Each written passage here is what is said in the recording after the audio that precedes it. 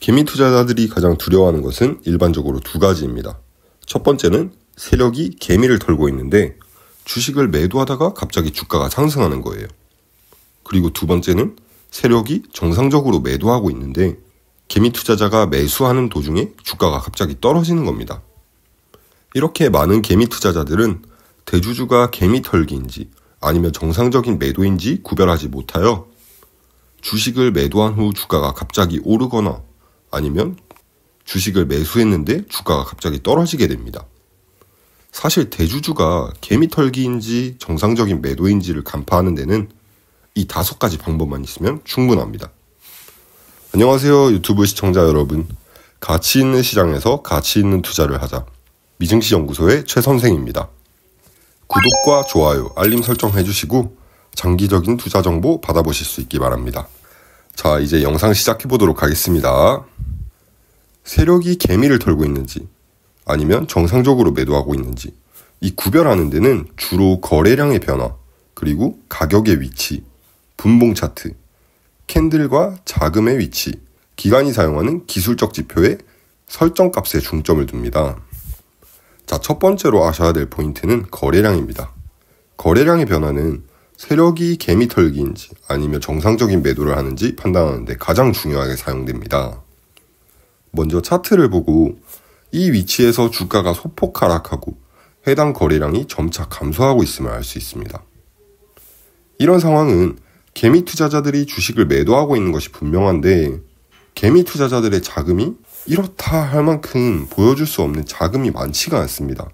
따라서 주가가 일정 기간 상승한 후 세력이 다양한 수단을 통해 개미 투자자들이 자금을 내놓도록 하고 주가가 상대적으로 낮은 위치에서 개미 투자자들의 자금을 모읍니다. 매집을 하는 거죠. 자, 반대로 주가가 상대적으로 높은 위치에서 주가가 하락하면서 거래량이 늘어나는 것을 보면 정상적인 매도입니다. 세력이 정상적으로 매도를 원할 때만 거래량이 많이 나오고 공급이 수요를 초과하는 게 가능합니다. 그래서 거래량이 감소하면 개미 털기이고 증가하면 정상적인 매도입니다. 자, 이제 두 번째 포인트를 같이 볼게요. 바로 주가의 상대적인 위치입니다. 일반적으로 세력이나 기관은 주가를 비교적 높은 수준으로 끌어올려 이익을 만든 후 정상 부분에서 주식을 매도합니다. 하지만 세력의 다양한 운영에는 종합적인 비용이 들어가 있으므로 주가가 최소 50% 이상 상승해야 비용을 커버할 수 있어요. 그래서 주가가 한 30% 정도 올랐다가 조금 하락하면서 거래량도 줄면 개미 털기가 될 가능성이 높습니다.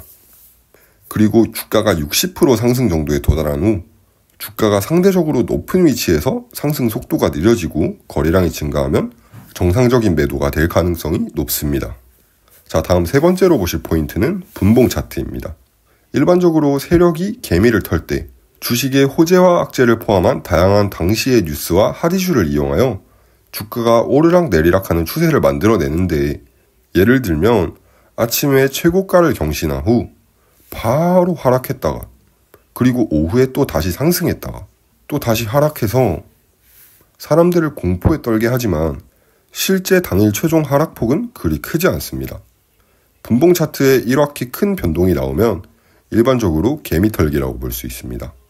하지만 반대로 정상적인 매도에 해당하는 흐름은 일반적으로 전체 낙폭이나 상승폭이 작지 않지만 완만한 변동을 보여줘요. 이런 흐름은 세력이 상당히 높은 위치에서 주식을 매도하고 개인 투자자들에게 떠넘기기에 도움이 됩니다. 자, 다음으로 네 번째 포인트를 살펴보도록 하겠습니다. 이 네 번째 포인트가 가장 중요한 포인트인데, 세력이 개미를 털 때 일반적으로 캔들이 가로로 배열되고 해당 매물이 대부분 낮은 위치에 있습니다. 예를 들어 주가가 그림의 이 위치까지 올라 수평으로 조정됐는데 이때 세력이 분명히 떠나지 않았는데 많은 매물이 상대적으로 낮은 위치에 있었습니다.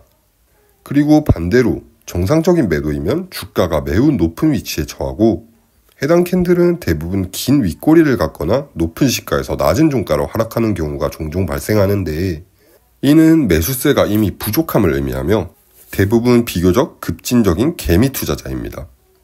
그리고 보시다시피 저 위에는 약간의 매물이 있지만 이미 많이 남아있지 않습니다.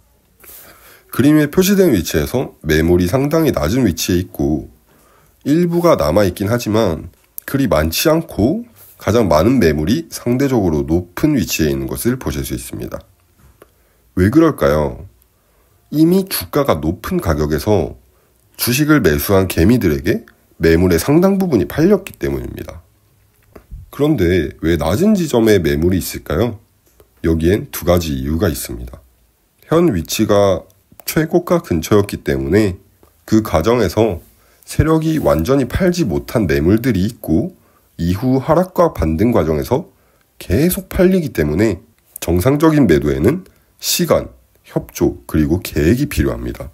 또 이런 걸 간파하고 있는 개미 투자자들은 아직 팔지 않은 사람들도 있습니다. 일반적으로 개미 투자자는 주식을 매도할 때 세력보다 우위를 점합니다. 어떤 우위를 말하는지 궁금하실 텐데요. 그건 바로 개미 투자자들은 세력과 다르게 가진 주식의 보유량이 비교적 적기 때문에 언제든지 팔 수 있다는 우위를 점하고 있습니다. 그와 반대로 세력이 주식을 매도하기 위해서는 팔기 위한 좋은 환경을 조성하고 차트와 다양한 조건에 맞춰 분할 매도해야 됩니다. 예를 들어 주가가 상대적으로 높은 위치에서, 즉 주가가 상승하는 과정에서 매도를 하고 또 반대로 주가가 하락하기 시작하는 단계에서 매도합니다. 이 점 꼭 기억해 주시면 되고, 다섯 번째 포인트는 MACD, KDJ, 그리고 RSI 지표 등 기관용 매개 변수를 명심하여 일반적으로 사용되는 지표의 속임수를 방지해 주셔야 됩니다. 이런 지표의 기관용 매개 변수 설정 값을 알고 싶다면 저한테 댓글을 남겨주세요. 제가 하나하나 자세히 알려드리겠습니다. 자, 오늘 영상은 여기까지이고 시청해주셔서 감사합니다. 다음 시간에 뵙도록 하겠습니다. 미증시 연구소의 최 선생이었습니다.